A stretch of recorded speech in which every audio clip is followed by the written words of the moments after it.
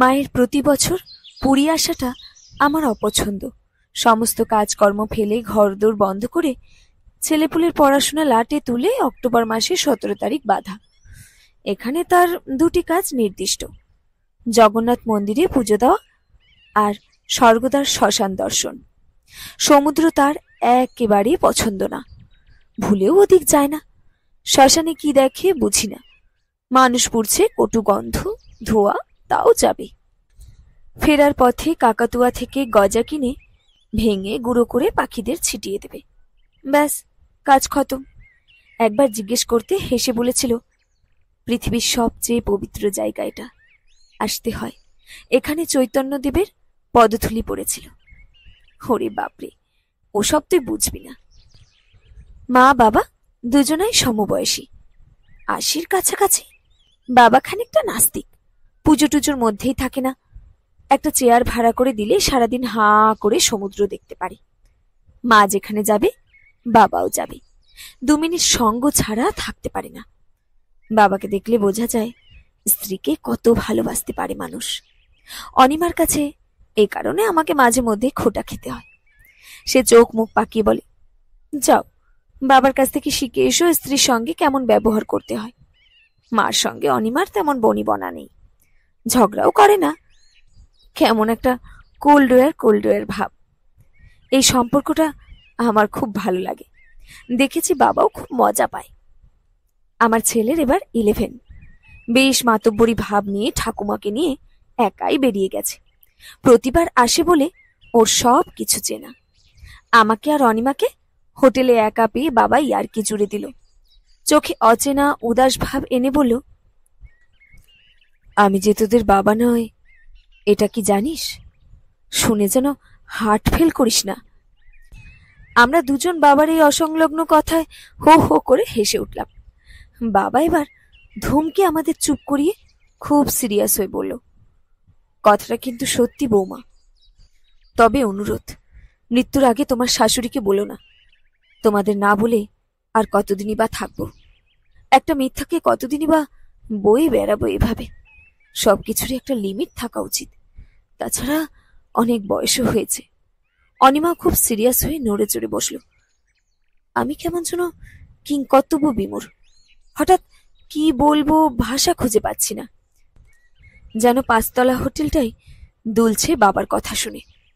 অনিমা বিস্ময়ে হতবাক হয়ে একটু এগিয়ে বসে ধীরে ধীরে বলল, এসব কেন বলছেন বাবা? আপনার কি এমন বয়স হয়েছে বলুন তো?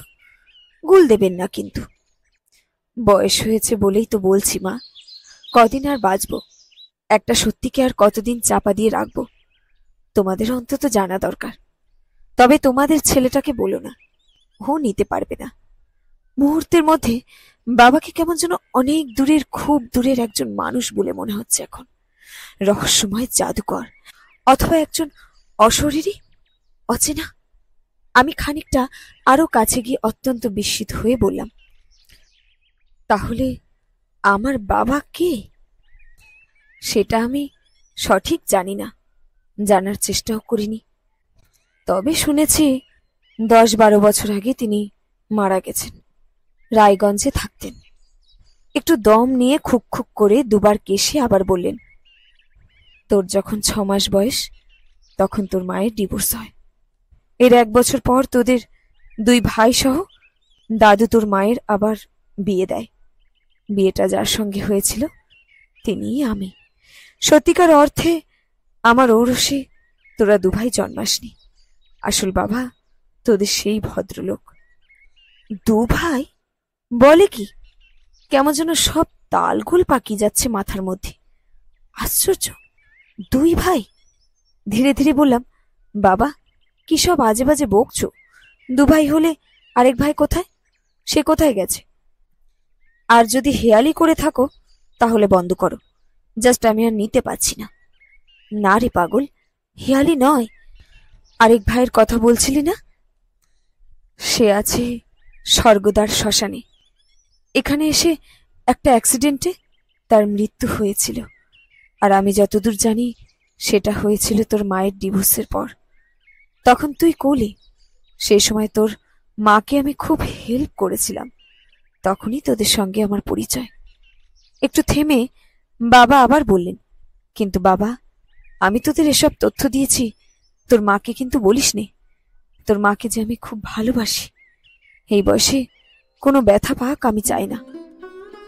এত বছর পর আমার কাছে পরিষ্কার হলো কেন মা প্রতি বছর একই দিনে পুরী বেড়াতে আসে, কেন মা স্বর্গদ্বারে গিয়ে দাঁড়িয়ে থাকে, কেন মা কাকাতুয়ার গজা পাখিদের খাওয়ায়। কিন্তু এই ভদ্রলোক, যাকে এতদিন নিশ্চিত বাবা বলে জেনেছি, ইনি কি মানুষ না দেবতা? একদিন, 1 মিনিট, 1 সেকেন্ডের জন্য বুঝতে দেয়নি আমার সত্যিকারের বাবা ইনি নন।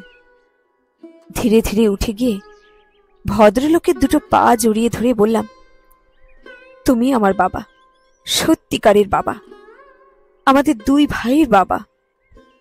বাবা উঠে দাঁড়িয়ে কাঁদতে কাঁদতে আমায় ধরে বলল, মাকে আর এখানে আসতে দিস না।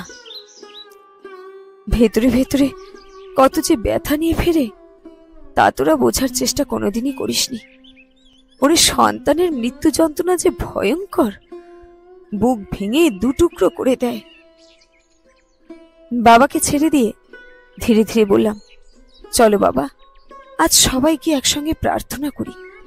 চলো স্বর্গদ্বারে যাই, চলো দেরি হয়ে যাচ্ছে, মার কাছে যাই।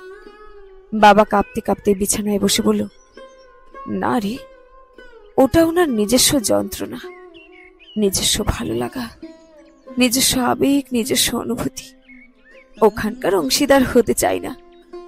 তোরা যা, তোরা যা। আইভরি স্যান্ড হোটেল থেকে দ্রুত বেরিয়ে এলাম আমি আর অনিমা। ঠিক টাওয়ার হাউসের কাছে এসে মনে হলো কাজটা ঠিক হচ্ছে না, বাবাকে সঙ্গে নিয়ে যাওয়াই উচিত। নিয়ে যাই। আবার ফিরে এলাম হোটেলে। বাবার 204 নম্বর রুমের দরজাটা এখনো হাট করে খোলা। আশ্চর্য, যাবার সময় আমরা তো বন্ধ করে গেছি। বাবা দরজা বন্ধ না করে 1 সেকেন্ডও থাকে না। দৌড়ে রুমে ঢুকে দেখি উপর হয়ে বিছানায় পড়ে বাবা, নিথর নিঃশ্বাসহীন দেহ।